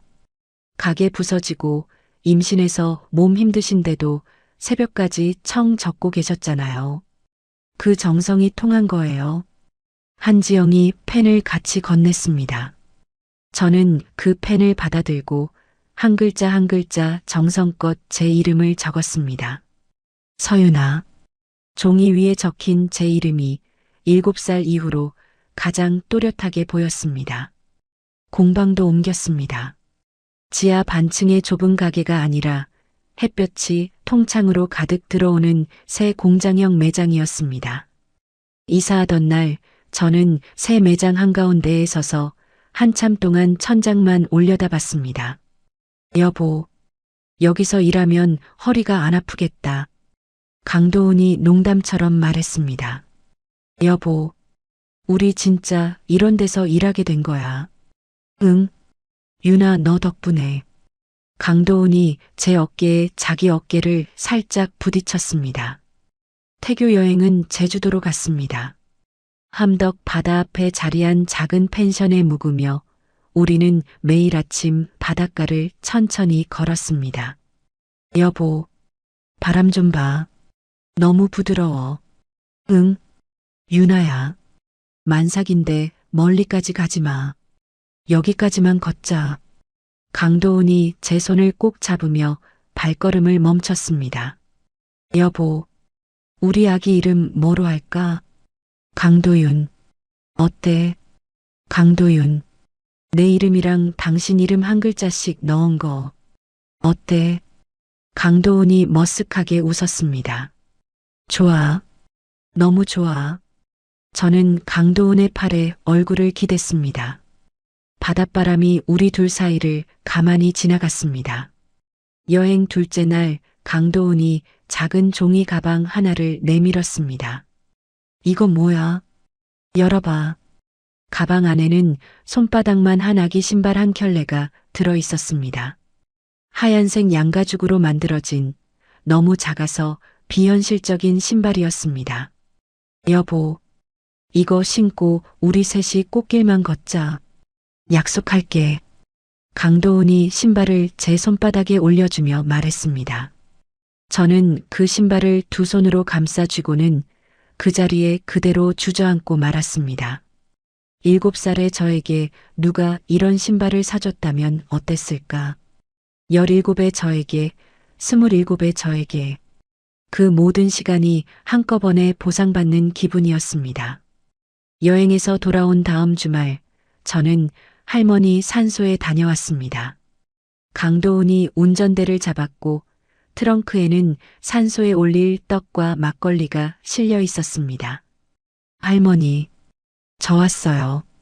저는 산소 앞에 무릎을 꿇고 앉았습니다. 할머니, 유나 잘 살아요. 신랑도 좋고 가게도 잘 되고 곧 손녀딸도 나와요. 할머니가 그렇게 보고 싶어 하던 손녀딸. 저는 떡을 놓으며 말했습니다. 할머니, 저 진짜 잘 살게요. 할머니가 키워주신 거 헛되지 않게. 강도은이 옆에서 가만히 절을 했습니다. 산소 위로 봄바람이 한 줄기 지나갔습니다. 집으로 돌아오는 길 강도은이 운전대를 잡고 말했습니다. 유나야, 우리 주말마다 아기방 꾸미자. 응. 페인트도 직접 칠하고. 무슨 색으로 할까? 연한 노란색, 햇병아리색. 저는 차창 밖을 보며 답했습니다. 그날부터 우리는 주말이면 작업복을 입고 아기방에서 페인트를 칠했습니다. 강도은이 사다리에 올라 천장 모서리를 칠하고 저는 의자에 앉아 벽 아랫부분을 칠했습니다. 여보, 거기 좀 뭉쳤어. 어디? 왼쪽 위. 거기. 저는 손가락으로 가리켰습니다. 이렇게. 응. 잘했어. 우리 신랑 페인트 박사 다 됐네. 저는 가볍게 웃었습니다. 강도은이 사다리에서 내려오더니 제 코끝에 페인트를 살짝 묻혔습니다. 여보. 유나 너 그렇게 웃는 거 진짜 오랜만이다. 강도은이 환하게 웃었습니다. 저는 거울에 비친 제 얼굴을 보다 그 자리에서 한참을 가만히 서 있었습니다. 거울 속에 제가 정말로 웃고 있었습니다. 입꼬리가 올라가 있고 눈이 가늘게 휘어 있고 그 어디에도 그늘이 없는 웃음이었습니다. 저는 그 웃음을 한참을 들여다보다 천천히 손바닥으로 배를 쓸어내렸습니다. 만삭이 가까워질수록 저는 새벽마다 자다 깨곤 했습니다. 화장실에 다녀오는 길에 거실에 앉아 잠시 숨을 고르는데 강도은이 어느 틈에 나왔는지 물 한 잔을 내밀었습니다. 여보, 또 깼어. 응. 자다 깼는데 당신 자리가 비어서. 여보, 나 요즘 너무 행복해서 무서워. 저는 물잔을 받아들며 작게 말했습니다. 왜 무서워? 이렇게 행복한 거 갑자기 누가 빼앗아 갈까봐. 유나야. 강도은이 제 옆에 앉으며 어깨에 손을 얹었습니다. 이제 아무도 못 빼앗아. 카메라도 다 달았고 도장도 회사 금고에 있고 비밀번호도 새로 바꿨잖아. 응, 알아. 그리고 무엇보다 내가 있잖아. 응. 강도은이 제 어깨를 끌어당겼습니다. 저는 그 어깨에 머리를 기대고 한참을 그대로 있었습니다. 그렇게 평온한 날들이 이어졌습니다. 아침이면 강도은이 토스트를 굽는 소리에 잠을 깼고 저녁이면 둘이 손을 잡고 동네 공원을 한 바퀴씩 돌았습니다. 박수님이라는 이름은 우리 부부의 일상 어디에서도 나오지 않았습니다. 명절에도 연락이 오지 않았고 우리도 먼저 걸지 않았습니다. 여보, 어머님 잘 지내실까? 어느 저녁 식탁에서 제가 무심코 말을 꺼냈습니다. 유나야, 미안. 그냥 갑자기 생각이 나서 엄마 얘기 안 했으면 좋겠어. 우리 지금 너무 잘 살고 있잖아. 강도훈이 숟가락을 내려놓으며 말했습니다. 응, 알았어. 저는 더 이상 묻지 않았습니다. 그러나 마음 한구석에서는 작은 가시 하나가 자꾸 걸렸습니다. 한 분뿐인 시어머니인데 이렇게 영영 모른 척하는 게 옳은 일일까? 그 사람도 이제는 나이가 들어가는데 어디 아프지는 않을까? 그런 생각이 들 때마다 저는 강도훈 몰래 고개를 흔들었습니다. 출산 한 달 전쯤 저는 새 공방의 사무실 책상 앞에서 마지막 주문 장부를 정리하고 있었습니다. 직원들에게 출산 휴가 인사를 마치고 짐을 챙겨 집으로 돌아오는 길이었습니다. 차창 밖으로 가을 햇살이 길게 내려앉고 있었습니다. 저는 운전대를 잡은 강도훈의 옆 얼굴을 가만히 바라보다 작게 말했습니다. 여보, 고마워. 진짜 고마워. 갑자기 왜? 그냥 오늘따라 더 그래. 나도 고마워. 유나 너. 강도훈이 신호 대기 중에 제 손등을 가볍게 쓰다듬었습니다. 집에 도착한 그날 밤 저는 욕조에 더운 물을 받아 한참을 몸을 담갔습니다. 배가 무거워서 숨이 가쁘긴 했지만 따뜻한 물에 잠겨 있으면 아기가 더 편안해하는 것 같았습니다. 여보, 차 한 잔 만들어줄까? 응, 캐모마일로. 강도훈이 부엌에서 답했습니다. 저는 그날 밤 캐모마일 차를 2모금 마시고는 너무 졸려 그대로 침대에 누웠습니다. 머리가 베개에 닿자마자 잠이 쏟아졌습니다. 그러나 그 평온이 마지막 평온이 되리라는 것을 그땐 알지 못했습니다. 다음 날 아침부터 저는 지독한 임산부 감기 몸살을 앓기 시작했고 강도훈은 하필 그 주에 지방 출장이 잡혀 있었습니다. 출장 가방을 챙기던 강도훈이 몇 번이고 침실 문 앞에서 멈칫거렸습니다. 여보, 진짜 나가도 돼. 가. 부장님이 직접 가라고 한 거잖아. 하루면 끝나잖아. 저는 이불 속에서 손을 내밀어 흔들었습니다. 열이 또 오르면 바로 전화해. 약은 식탁 위에 다 꺼내놨고 죽도 냉장고에 데우기만 하면 돼. 응, 알았어. 카메라 앱 내 핸드폰에 켜놓고 갈게. 무슨 일 있으면 바로 보일 거야. 강도훈이 침대 옆에 한참을 더 앉아 있다. 결국 한숨을 내쉬며 일어났습니다. 여보, 다녀와. 빨리 일 끝내고 와. 응, 사랑해. 나도 사랑해. 저는 강도훈이 현관문을 닫고 나갈 때까지 손을 흔들었습니다. 그날 오후 저는 약 기운에 취해 비몽사몽한 채로 침대에서 뒤척이고 있었습니다. 열이 다시 올라 이마가 뜨거웠고 입술이 마르고 갈라져 있었습니다. 뱃속의 아이가 평소보다 조용한 것 같아 자꾸만 손을 얹어 확인했습니다. 띠리릭, 띠리릭. 도어록 누르는 소리가 들렸습니다. 저는 흐릿한 정신으로 시계를 봤습니다. 오후 2시, 강도훈이 돌아올 시간이 아니었습니다. 여보, 저는 작게 부르며 몸을 일으키려 애썼습니다. 거실 쪽에서 발걸음 소리가 가까워졌습니다. 구두굽이 마룻바닥을 또각또각 누르는 소리, 그건 강도훈의 발걸음이 아니었습니다. 안방 문이 열렸습니다. 어머님, 문 앞에 박수님이 서 있었습니다. 한참을 보지 못한 사이에 박수님은 비쩍 말라 있었고 광대뼈가 도드라져 보였습니다. 손에는 보온병 하나가 들려 있었습니다. 어떻게 들어오셨어요? 저는 베개에 머리를 받친 채 작게 물었습니다. 비밀번호 그대로더라. 너희가 안 바꿨는갑다. 박수님이 침대 옆까지 다가왔습니다. 비밀번호는 분명히 바꿨습니다. 강도훈이 새 공방으로 이사하던 날 직접 바꿨고 저는 그 숫자를 일주일 동안 외워서야 익혔습니다. 어머님, 비밀번호 어떻게 아셨어요? 그건 됐고, 너 몸이 왜 그러니? 도훈이는 어디 가고?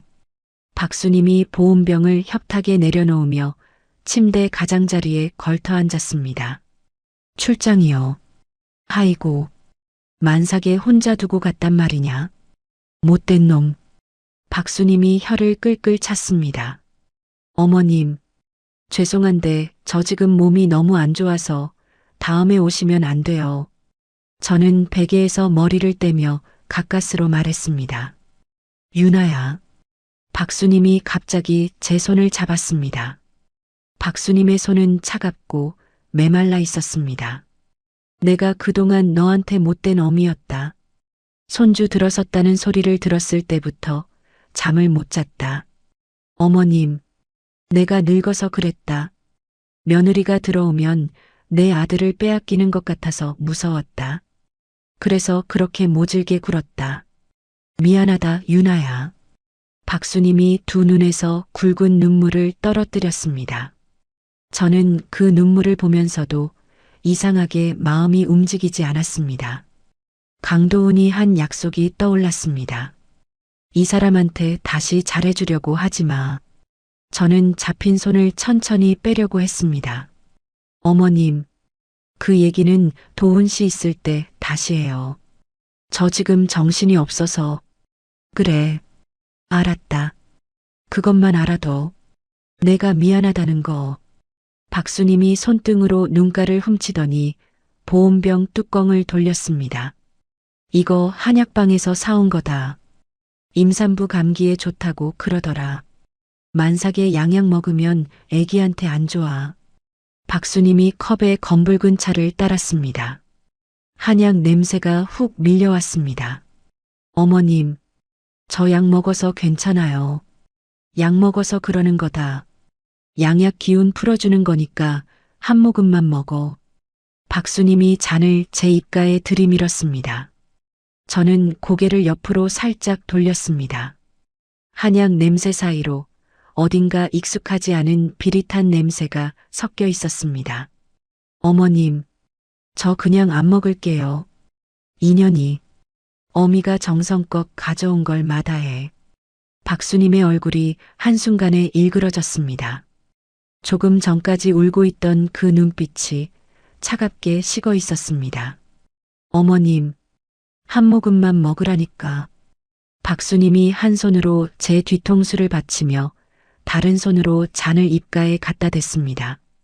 제 입술 사이로 미지근한 액체가 흘러들었습니다. 저는 뱉어내려고 했지만 박수님의 손이 제 입을 막았습니다. 꿀꺽 삼켜. 어미 정성이야. 박수님이 낮게 속삭였습니다. 차가 목구멍을 타고 넘어갔습니다. 한 모금, 두 모금, 박수님은 잔이 다 비워질 때까지 손을 떼지 않았습니다. 잘했다. 푹 자라. 박수님이 빈 잔을 협탁에 놓으며 말했습니다. 몇 분이 지나지 않아 혀끝부터 마비되는 감각이 올라왔습니다. 손가락이 저릿했고 시야가 흐려졌습니다. 이불 위에 놓인 제 손이 점점 멀어져 보였습니다. 어머님, 저 이상해요. 혀가 굳어 발음이 새어나왔습니다. 잠 오는 게다. 푹 자. 박수님이 제 머리를 쓰다듬는 척하더니 침대 옆 협탁 서랍을 열기 시작했습니다. 저는 눈꺼풀이 무겁게 내려앉는 와중에도 박수님의 손이 무언가를 찾고 있다는 걸 느꼈습니다. 서랍 속을 헤집고 화장대 위를 뒤지고 제 가방을 열어 손을 집어넣었습니다. 인연이 도장을 어디다 뒀어? 박수님이 혼잣말로 중얼거렸습니다. 저는 그 소리를 들으면서도 입을 떼지 못했습니다. 박수님은 한참을 뒤지더니 결국 가방 안주머니에서 작은 도장 하나를 꺼냈습니다. 제가 평소 영수증 처리에 쓰던 막도장이었습니다. 인감은 강도훈이 회사 금고에 넣어두었다는 사실을 박수님은 모르고 있었습니다. 이거면 됐다. 박수님이 도장을 챙기더니 가방에서 두툼한 서류 뭉치를 꺼냈습니다. 침대 옆 협탁 위에 서류를 펼치고 제 오른손을 잡아당겼습니다. 손가락 좀 빌리자. 박수님이 제 엄지손가락에 인주를 묻혔습니다. 저는 손을 빼려고 했지만 손가락 하나 까딱할 수가 없었습니다. 쿡, 쿡, 쿡. 박수님이 서류 곳곳에 제 지장을 찍어 나갔습니다. 연대보증, 생명보험 수령인 변경, 그리고 공방양도.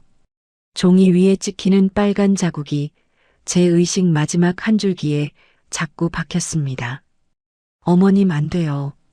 저는 입술만 겨우 움직였습니다. 걱정 마라. 너 살면 다 물을 거고 안 살아도 도훈이가 다 받게 돼 있다. 어미가 다 알아서 한다. 박수님이 제 이마를 한번 쓸어내리며 말했습니다. 그 손길이 너무도 부드러워서 저는 그것이 사리를 가진 사람의 손이라는 사실이 믿기지 않았습니다. 저는 그렇게 의식을 놓았습니다. 뱃속에 아기 많은 부디 무사하기를 그것 한 가지만 빌면서 다음 날 오후 늦게 출장에서 돌아온 강도훈이 현관문을 열었습니다. 여보, 나왔어. 강도훈의 목소리가 멀리서 들렸습니다. 저는 그 소리에 눈을 뜨려고 했지만 눈꺼풀이 들어 올려지지 않았습니다. 여보, 자. 강도훈이 안방문을 열고 들어왔습니다. 침대 옆에 가방을 내려놓고 제 이마에 손을 얹는 감촉이 느껴졌습니다. 여보, 왜 이렇게 차가워? 강도훈의 손이 한순간 멈췄습니다. 저는 입을 열려고 했지만 한마디도 나오지 않았습니다. 유나야, 유나야. 강도훈이 제 어깨를 흔들었습니다. 저는 그 흔들림을 느끼면서도 대답할 수가 없었습니다.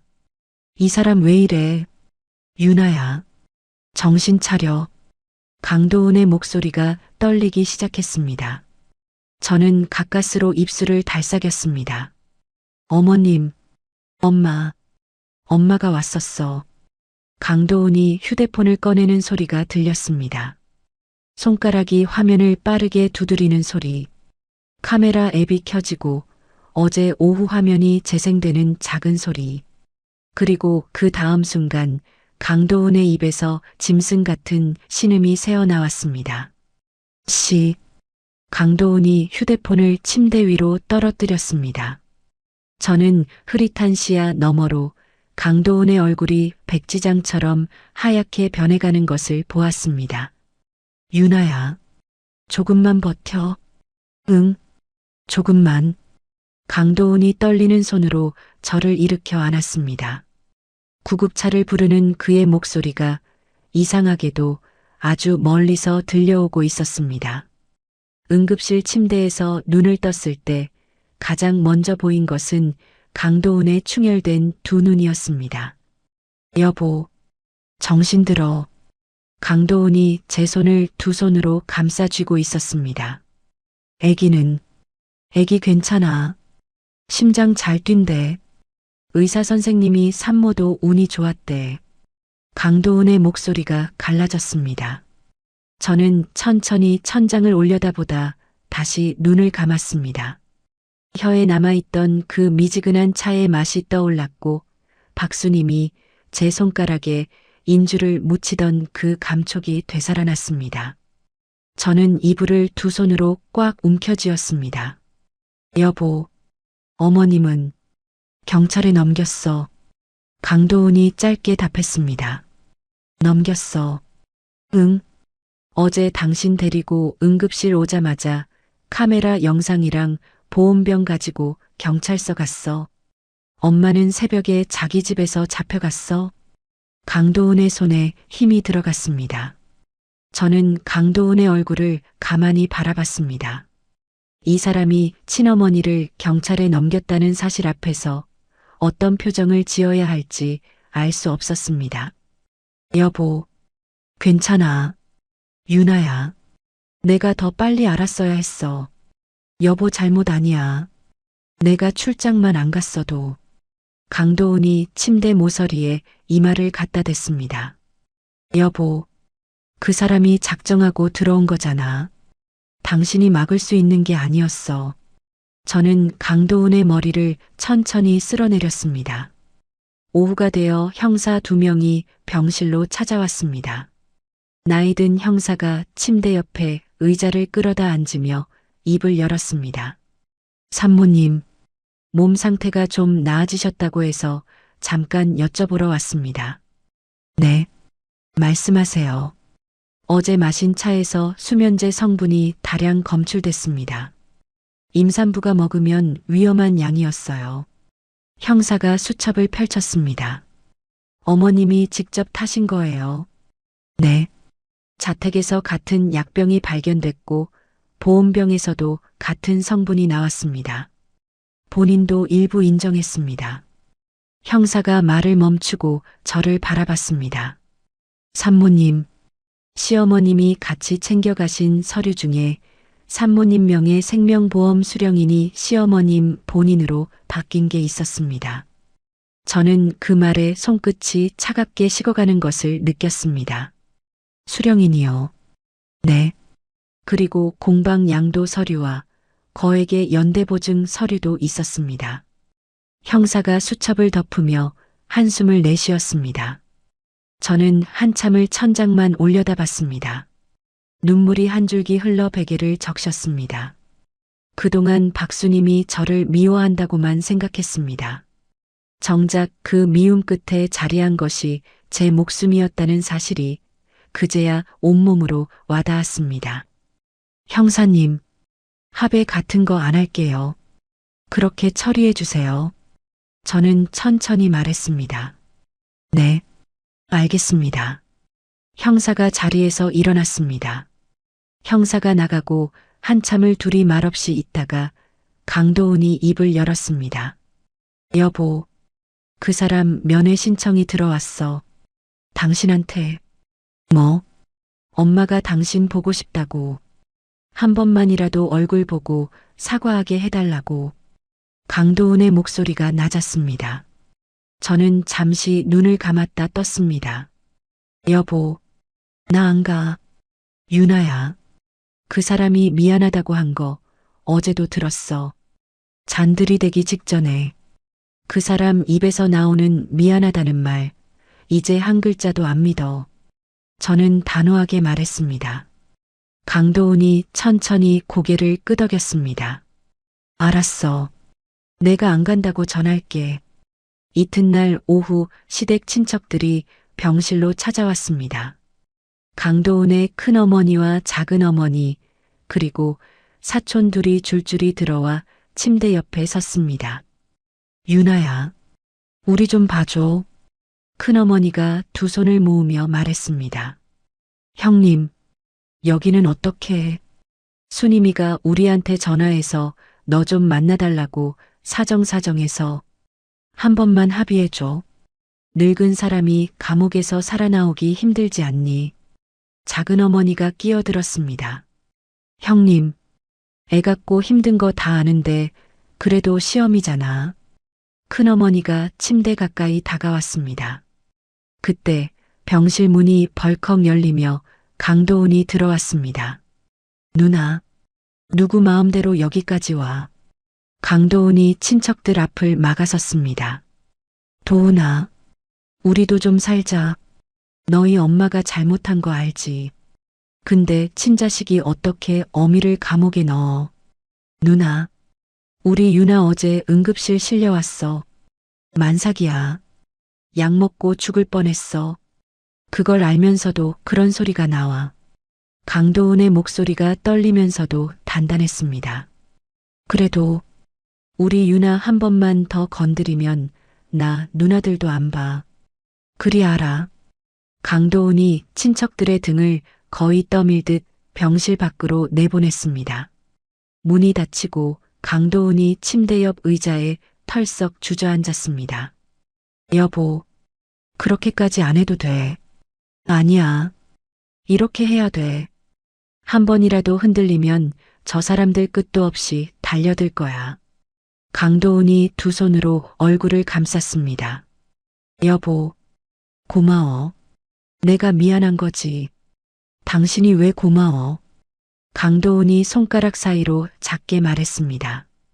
퇴원하던 날 강도은은 저를 차에 태우고 곧장 경찰서 부근의 법률사무소로 갔습니다.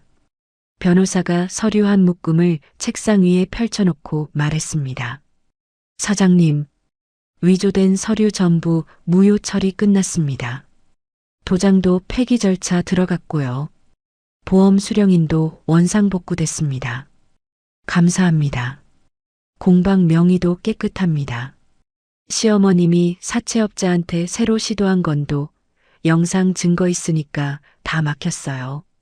변호사가 펜으로 마지막 페이지를 짚었습니다. 저는 그 페이지에 마지막 서명을 했습니다. 손이 떨리지 않았습니다. 이상하게도 그 순간 마음 한구석이 텅 비면서도 차분해졌습니다.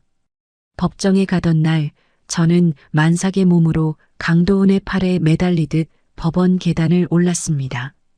방청석 가장 앞줄에 앉아 박수님을 기다렸습니다. 박수님이 수의를 입고 입정했습니다. 며칠 사이에 더 늙어 보였고 머리는 백발이 성성했습니다. 박수님은 방청석을 한번 둘러보다 강도은과 눈이 마주쳤습니다. 도은아, 어미 좀 봐줘. 도은아. 박수님이 자리에서 외쳤습니다. 강도은은 한참을 그대로 박수님을 바라봤습니다. 그러더니 천천히 고개를 돌렸습니다. 박수님의 얼굴이 일그러졌습니다. 이 자식아, 내가 다 너 잘되라고 한 일이야.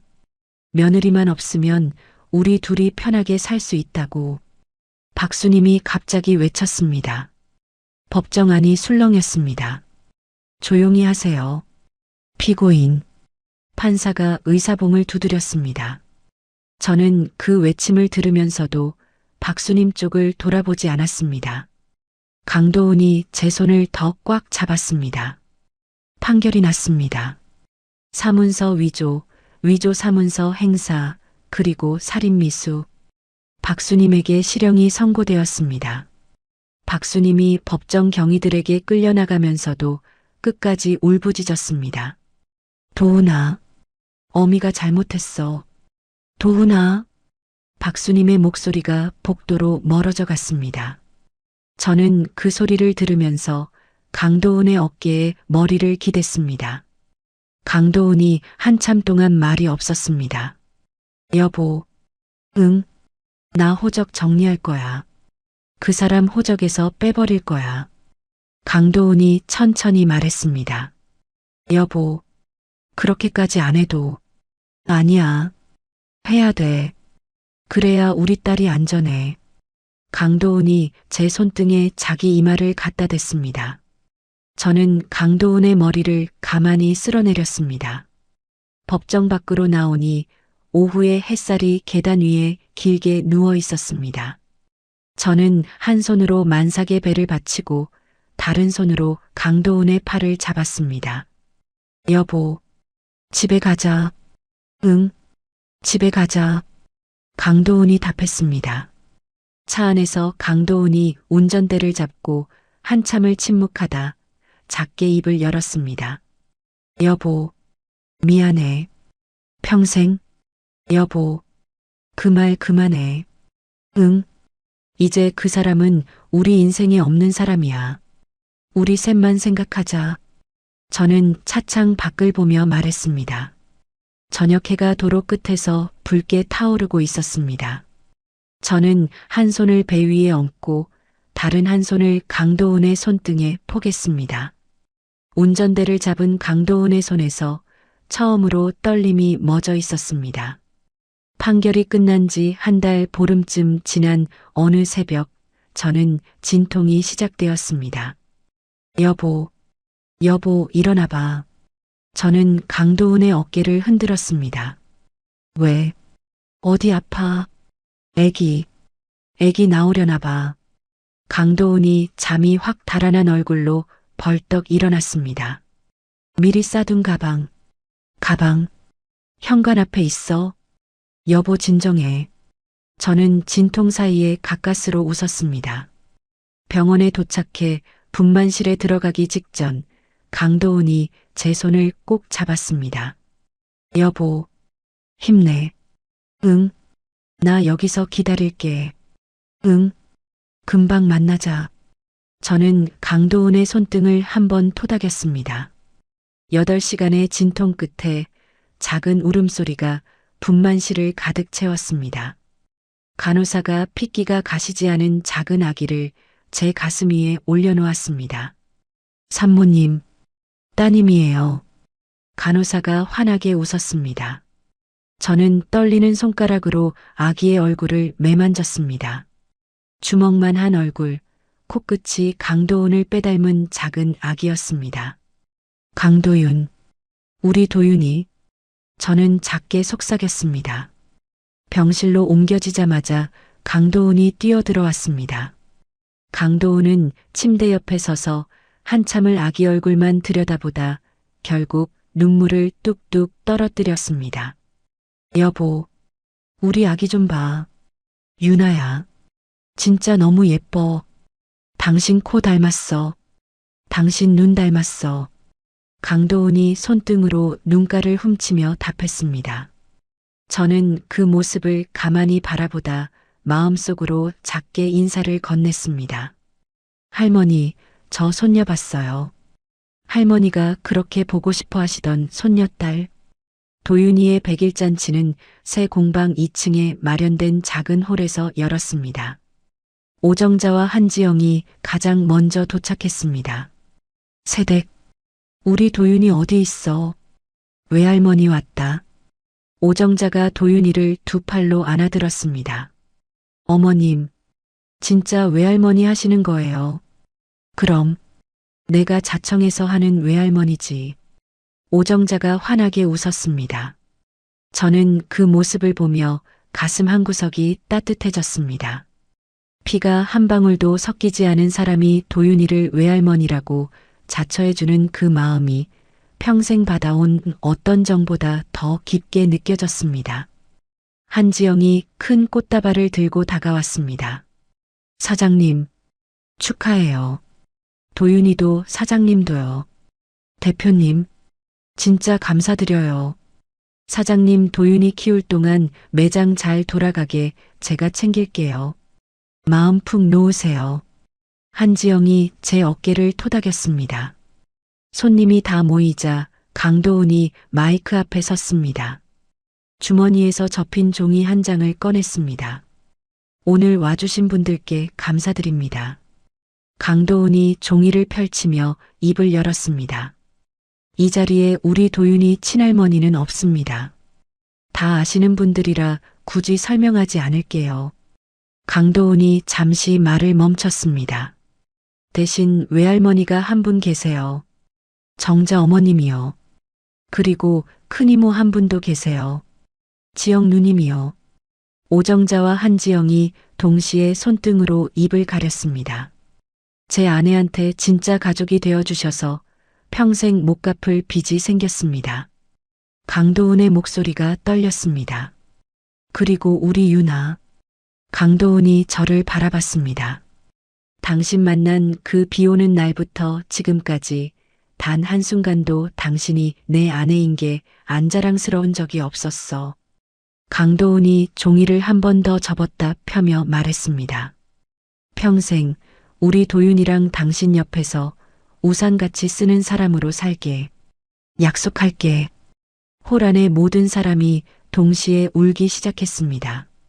저는 도윤이를 품에 안은 채로 강도은을 향해 천천히 고개를 끄덕였습니다. 그 순간 분명히 알 수 있었습니다. 이 작은 홀 안에 있는 사람들이 제 진짜 식구라는 것을.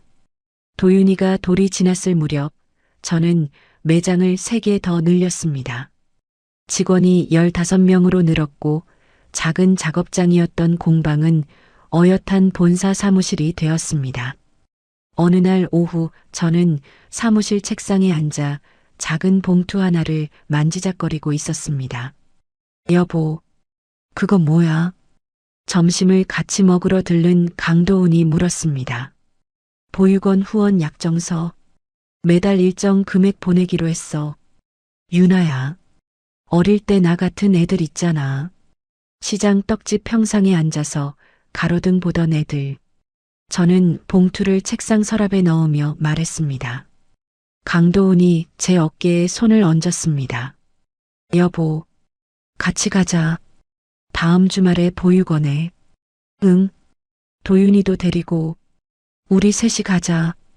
강도훈이 환하게 웃었습니다.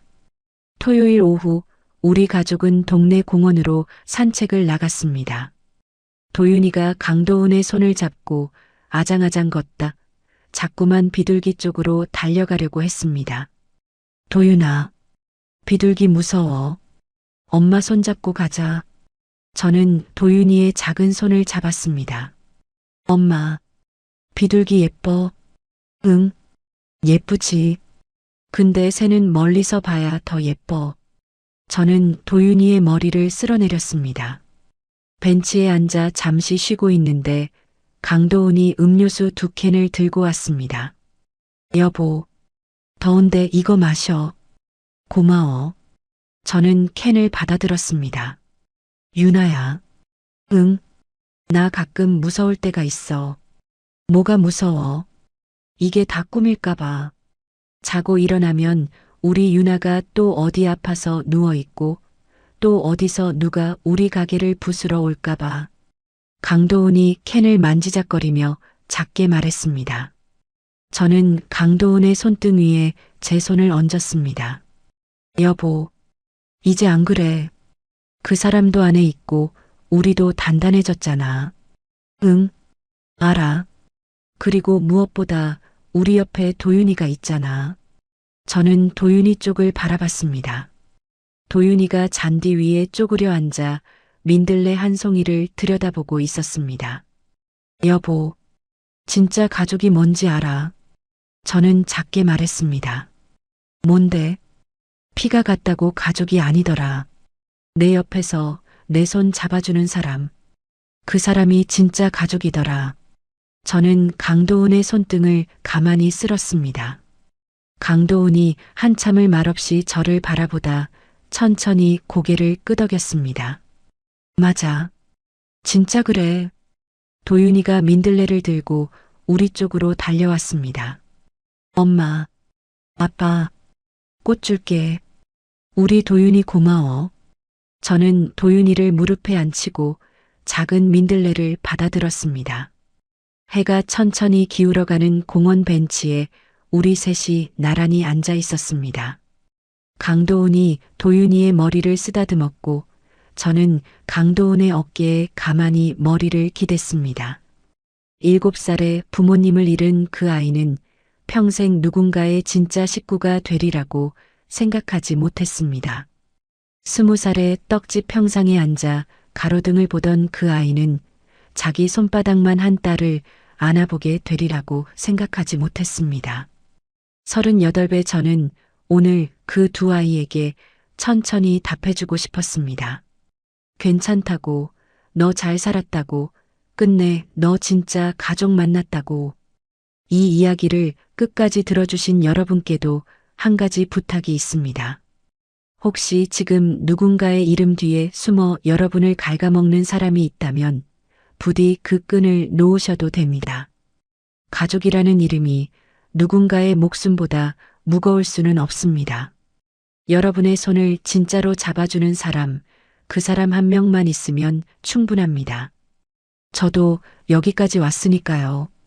7살에 부모님을 잃고 시장 떡집 평상에서 가로등 불빛을 올려다보던 그 작은 아이가 이제는 한 아이의 엄마가 되어 또 다른 아이들에게 작은 우산을 건네는 사람이 되었습니다. 가족이라는 이름이 늘 따뜻한 것만은 아니라는 것을 저는 그 한 잔의 차로 배웠습니다. 피를 나누었다는 이유만으로 누군가에게 평생 내 목숨을 맡길 필요는 없습니다. 정말로 소중한 사람은 비 오는 날 말없이 우산을 기울여주는 사람. 내가 쓰러져 있을 때 가장 먼저 내 체온을 확인해 주는 사람. 그 한 사람이면 충분합니다. 혹시 지금 가족이라는 이름 뒤에 숨은 누군가에게 마음을 갉아먹히고 있다면 부디 그 끈을 놓으셔도 괜찮습니다. 끊어내야 할 인연은 끊어내고 지켜야 할 사람의 손을 더 꽉 잡으세요. 여러분의 인생도 제가 그랬듯 반드시 다시 햇살이 드는 날이 옵니다. 오늘 이 사연이 누군가의 마음에 작은 우산 한 자락이라도 되었기를 진심으로 바랍니다.